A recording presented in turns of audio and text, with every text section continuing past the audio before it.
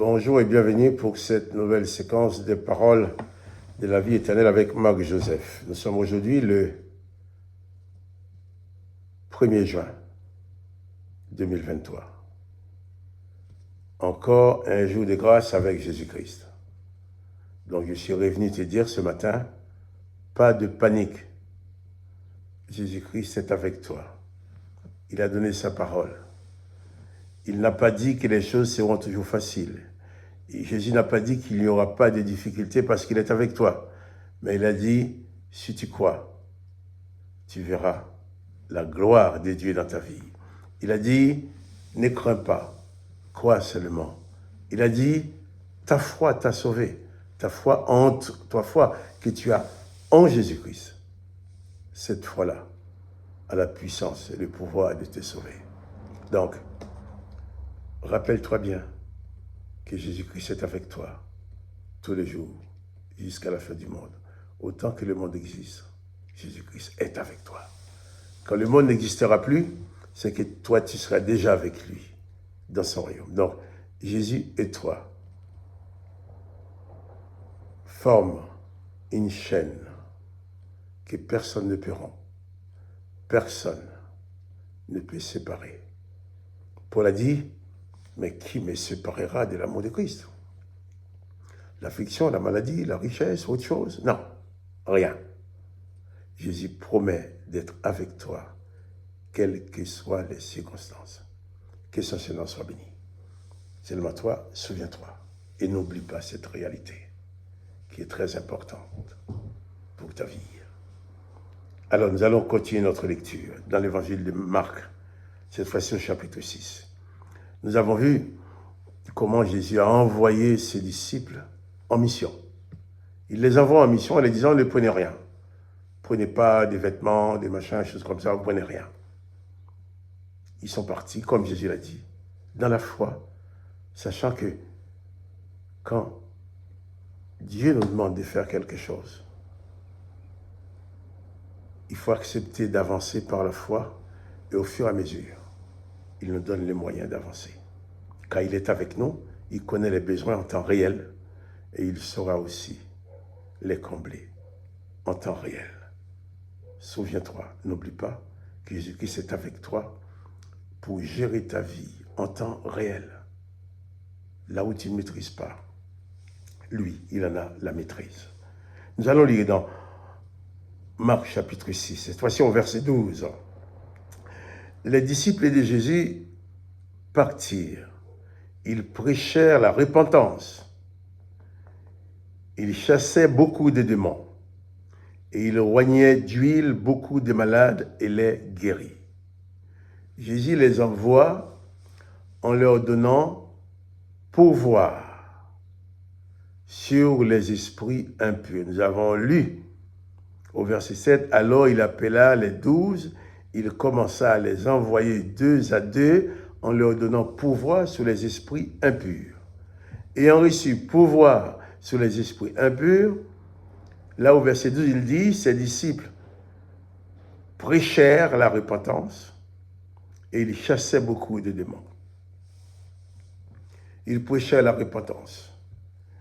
Ils annonçaient aux gens qui les écoutaient qu'ils avaient la possibilité d'abandonner leurs péchés, qu'ils avaient la possibilité de changer de vie, se repentir, se faire demi-tour, de se repentir, de recevoir le pardon de leurs péchés. Et en prêchant cette repentance, il nous dit que les disciples chassaient beaucoup de démons.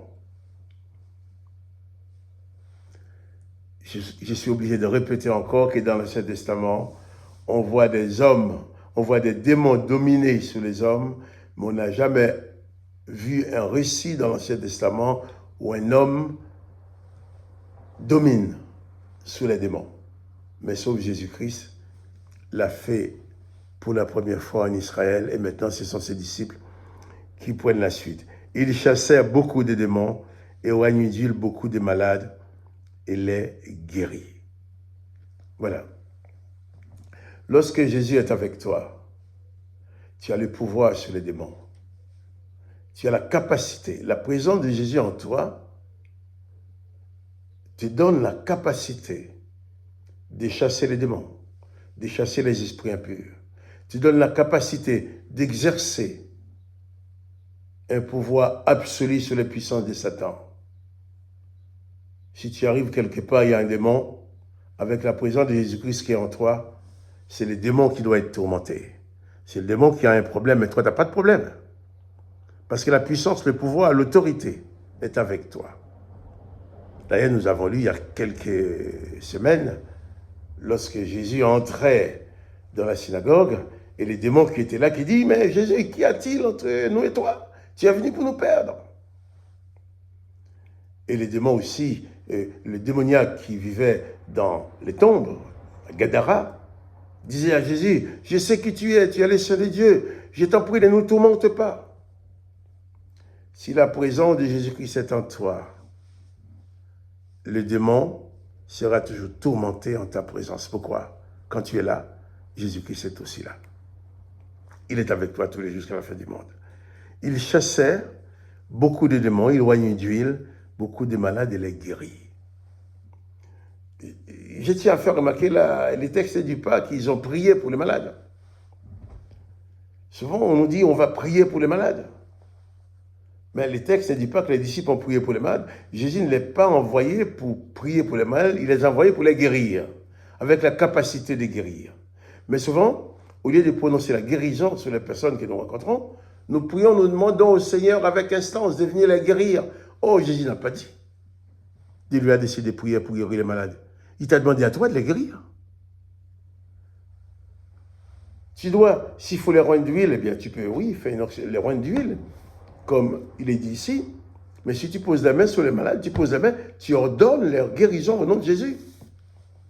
Mais tu n'as pas à poser la main, si je t'en supplie, voilà mon frère, ma soeur qui est malade, je te demande de venir le guérir. Non. Jésus te demande de faire le travail, il ne va pas demander à Jésus de le faire à ta place. Tu vas comme Jésus l'a fait, imposer les mains à la personne, oui, mais tu ordonnes à son corps de manifester la guérison.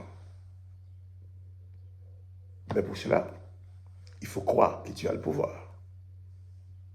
Jésus te donne ce pouvoir. Mais si tu crois, tu verras. Si tu crois en ce pouvoir que Jésus t'a donné en tant que disciple, tu vas exercer le pouvoir et tu verras l'accomplissement. Si tu crois, tu verras. Ne crains pas. Crois seulement. Eh bien, ils chassaient les démons. Ils n'ont pas prié demandant à Jésus de venir chasser les démons, mais lui, il les chassait comme Jésus l'a fait. C'est ainsi que Jésus a dit que ceux qui croient en lui feront les choses qu'il a faites, même de plus grandes. Alors, crois-tu avoir reçu le pouvoir de Jésus-Christ? Mais non, tu as reçu plus que le pouvoir. Tu as reçu Jésus-Christ lui-même. Jésus-Christ est présent en toi, avec tout son pouvoir, qu'il te donne d'exercer pour guérir les malades, pour chasser les démons. Il faut bien t'installer dans cette dimension-là. Jésus te donne le pouvoir de chasser les démons, de guérir les malades. Tu dois prêcher la repentance, prêcher l'évangile. Et en même temps, guérir les malades. Dans le nom de Jésus. Cela est possible pour toi. Tu n'as pas besoin d'être un grand monsieur, un grand pasteur ou une grande dame missionnaire, une grande personne. Non. Le pouvoir ne réside pas dans ta réputation, dans ta notoriété. Le pouvoir réside uniquement dans la présence de Jésus-Christ dans ta vie. Sois-en sûr. Ne crains pas, crois seulement. Pas de panique. Jésus est avec toi, même devant les démons. Pas de panique. Jésus est avec toi, tu peux les chasser. Devant les malades, pas de panique. Jésus est avec toi, tu peux les guérir. Que le nom de Jésus-Christ soit béni. Que toi aussi tu sois béni, mais souviens-toi, n'oublie pas que Jésus-Christ est avec toi tous les jours. Quant à moi, Marc-Joseph, eh bien, je te dis à demain pour une nouvelle séquence de paroles de la vie éternelle.